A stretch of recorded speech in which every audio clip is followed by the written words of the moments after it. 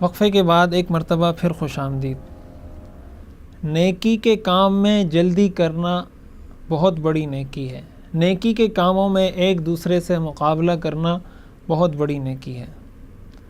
شیطان ہر انسان کو اس کے مطابق دھوکہ دیتا ہے۔ جو کافر ہوگا اس کو دھوکہ دینے کا طریقہ شیطان کا الگ ہوگا۔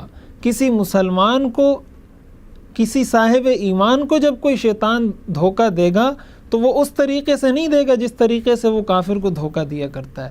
تو مسلمان کو دھوکہ دینے کا جو طریقہ ہے، ان طریقوں میں سے ایک طریقہ یہ ہے کہ وہ آپ سے یہ کہے گا کہ جی اس میں کوئی شک نہیں کہ یہ بہت نیکی کا کام ہے۔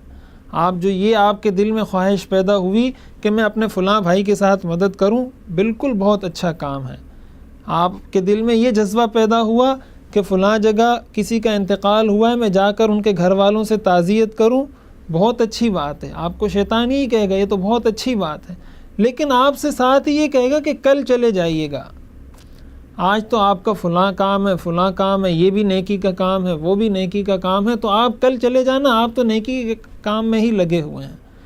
یہ شیطان کا بہت بڑا دھوکہ ہے۔ ہمارے بزرگوں نے، ہمارے اکابر نے یہ بات لکھی ہے کہ شیطان سے آپ نے کام لینا ہے بجائے اس کے کہ وہ آپ کو دھوکہ دے، آپ اس کو بہلا بہلا کر اس سے کام لیں۔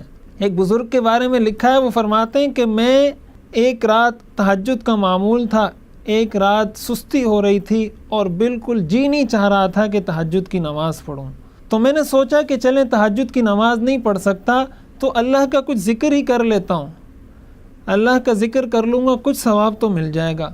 کہا ذکر کرنا شروع کیا، پھر میں نے سوچا کہ جب ذکر کر ہی رہا ہوں تو لیٹ کر ذکر کرنے سے بہتر ہے بیٹھ کر کر لوں، تو بیٹھ کر ذکر کرنا شروع کیا۔ پھر میں نے سوچا بغیر وضو کے ذکر کر رہا ہوں اللہ کا، تو وضو کر کے ہی ذکر کر لیتا ہوں۔ کہا وضو کرنے گیا، وضو کر کے آیا، ذکر کرنا شروع کیا۔ پھر میں نے سوچا کہ اب وضو بھی کر لیا، رات کا وقت ہے، تہجد کا وقت ہے، جس وقت اللہ تعالی عرشوں سے پکارتے ہیں حل من مستغفر فاغفر لہ، کیا کوئی ہے مغفرت طلب کرنے والا جس کو میں مغفرت عطا کروں؟ کیا کوئی ہے جہنم سے خلاصی کو طلب کرنے والا جس کو میں خلاصی عطا کروں؟ ایک ایسا مبارک وقت، میرا وضو بھی ہے، میں تندرست بھی ہوں، پھر بھی تہجد کی نماز مجھ سے رہ جائے۔ کہا پھر میں نے کھڑے ہو کر تہجد کی نماز بھی پڑھ لی۔ اس طریقے سے آپ نے نیکی کے کاموں کو اختیار کرنا ہے اور شیطان کے دھوکے سے اپنے آپ کو بچانا ہے۔ حضور علیہ الصلاۃ والسلام نے فرمایا اگر قیامت قائم ہو جائے، اگر قیامت قائم ہو جائے اور تمہارے ہاتھ میں، تم میں سے کسی ایک شخص کے ہاتھ میں کھجور کا پودا ہو جس کو وہ لگانے جا رہا تھا اور قیامت آ گئی، تو اگر اس کے بس میں ہو کہ وہ پودا لگا لے تو اس کو چاہیے کہ وہ پودا لگا لے۔ کیا خبر یہ نیکی اس کے نامہ اعمال میں کتنا اضافہ کرے اور کس اخلاص کے ساتھ وہ یہ نیکی کرے کہ اللہ کے ہاں قابل قبول ہو جائے۔ اس لیے خود بھی نیکی میں جلدی کرنی چاہیے، نیکی کے کاموں میں مقابلہ کرنا چاہیے اور دوسروں کو بھی اس کی ترغیب دینی چاہیے۔ آپ کے زیر تربیت جو لوگ ہیں، آپ کے جو ملازمین ہیں، آپ کی جو اولاد ہے، آپ کے جو گھر والے ہیں، آپ ان کے ساتھ اس نیکی کے کام میں مقابلہ کیجیے۔ آپ ان سے یہ کہیے کہ بھائی آپ ایک قرآن ختم کریں گے، میں 2 قرآن ختم کروں گا۔ آپ اگر 2 رکعت تہجد کی نماز پڑھیں گے، میں 4 رکعت تہجد کی نماز پڑھوں گا۔ آپ نے اگر 50 روپے اللہ کی راہ میں صدقہ کیے، میں 100 روپے اللہ کی راہ میں صدقہ کروں گا۔ آپ نے کسی ایک شخص کو افطاری کروائی، میں 2 لوگوں کو افطاری کرواؤں گا۔ آپ نے ایک دن کسی کو افطاری کروائی، میں 2 دن کسی کو افطاری کرواؤں گا۔ ان چیزوں میں مقابلہ ہونا چاہیے۔ یہ ایک اسلامی معاشرے کی خاصیت، خوبی ہوتی ہے کہ وہ لوگ آپس میں ان چیزوں میں مقابلہ کرتے ہیں، اور اللہ کو مسلمانوں کی یہ ادا اتنی پسند آتی ہے، اتنی پسند آتی ہے کہ پھر جب ان کا ہاتھ اٹھتا ہے اوپر سے جواب آتا ہے کہ میں نے تمہاری دعاؤں کو قبول کر لیا۔ ترمذی شریف کی روایت ہے، حضور علیہ الصلاۃ والسلام نے فرمایا بادروا بالاعمال 7، 7 چیزوں سے پہلے نیکی کے کام کر لو۔ هل تنتظرون الا، تمہیں کس چیز کا انتظار ہے؟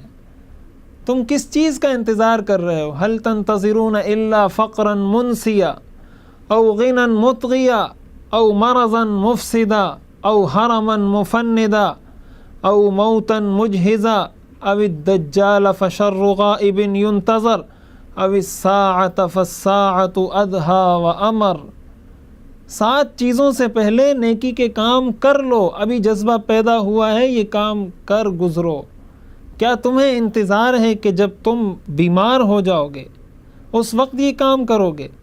جب کسی ایسی بیماری میں مبتلا ہو جاؤ گے جو تمہاری معمولات زندگی کو بگاڑ کر رکھ دے گا، اس وقت کا انتظار کر رہے ہو؟ کیا خبر کل آپ کو یہ صحت نصیب ہو یا نصیب نہ ہو؟ کیا آپ کو ایک ایسے فقر کا، اس محتاجی کی زندگی کا انتظار ہے جو آپ کو دنیا و ما فیہا سے بے خبر کر دے اور بس آپ کی ایک ہی فکر ہو کہ کسی طرح میرا پیٹ بھر جائے؟ کیا آپ کو اس دن کا انتظار ہے؟ آج اگر اللہ نے آپ کو نعمت دی ہے تو آج یہ نیکی کر لیں۔ کیا آپ کو اس مالداری کا انتظار ہے جو آپ کو سرکش بنا دے؟ آج آپ کے پاس اللہ کی نعمتیں ہیں اور آپ یہ چاہتے ہیں کہ جب میرے پاس اور مال آئے گا، لوگ کہتے ہیں کہ بس میرے یہ سارے کام ہو جائیں، یہ کاروبار میرا ٹھیک ہو جائے، یہ ساری چیزیں ہو جائیں، اس کے بعد بس ساری زندگی اللہ کے لیے وقف کر دوں گا۔ کیا خبر وہ مالداری آپ کے لیے خیر کے بجائے شر کا پیغام لے کر آئے۔ حضور نے فرمایا او غنى مطغيا، کیا آپ کو کسی سرکشی میں مبتلا کرنے والی مالداری کا انتظار ہے؟ پھر آپ نے فرمایا او حرما مفندا، آپ کو اس بڑھاپے کا انتظار ہے کہ جب تمہارے میں چڑچڑا پن پیدا ہو جائے گا اور ایک ایک بات 10 دفعہ کرنے لگو گے اور ایک کیا ہوا کام بھولنے لگو گے، اس وقت نیکی کا کام کرو گے۔ پھر آپ نے فرمایا او موتا مجہزا، اچانک تمہارے سر پر موت کا فرشتہ آ کر کھڑا ہو جائے، پھر کہو گے کہ میں توبہ کرتا ہوں، میں صدقہ کرتا ہوں، اس وقت کا انتظار ہے۔ اب الدجال، یا دجال کا انتظار کرنے بیٹھے ہو کہ دجال آئے گا تو ہم نیکی کے کام کریں گے، اس فتنے کے دور میں کس کو نیکی کرنا نصیب ہو کس کو نہ ہو، اور یا قیامت کا انتظار ہے۔ کتنا پیارا اور حسین انداز ہے حضور علیہ الصلاۃ والسلام کا کہ نیکی کے کام کر گزرو، نہ جانے کل کوئی مصیبت آ جائے، کوئی بیماری آ جائے، کوئی تنگ دستی آ جائے، مالداری آئے لیکن وہ آپ کے لیے شر کا پیغام لے کر آئے، بڑھاپا آ جائے، موت تو کسی کے اختیار میں نہیں، موت کا کوئی وقت مقرر نہیں، تب انسان حسرت کرتا رہتا ہے۔ اس لیے آج سے یہ عزم کیجئے، آج سے یہ ارادہ کر لیجئے کہ میں نے نیکی کے کاموں میں جلدی کرنی ہے، نیکی کے کاموں میں ایک دوسرے سے آگے بڑھنا ہے، نیکی کے کاموں میں ایک دوسرے سے آگے بڑھنے کا ماحول کریٹ کرنا ہے، اپنے معاشرے کے اندر، اپنے گھر کے اندر، اپنے ادارے کے اندر یہ ماحول بنانا ہے کہ وہاں کے لوگ ایسے ہوں کہ وہ نیکی میں ایک دوسرے سے مقابلہ کرنے والے ہوں، دنیا کے کاموں میں ایک دوسرے سے مقابلہ کرنے والے نہ ہوں۔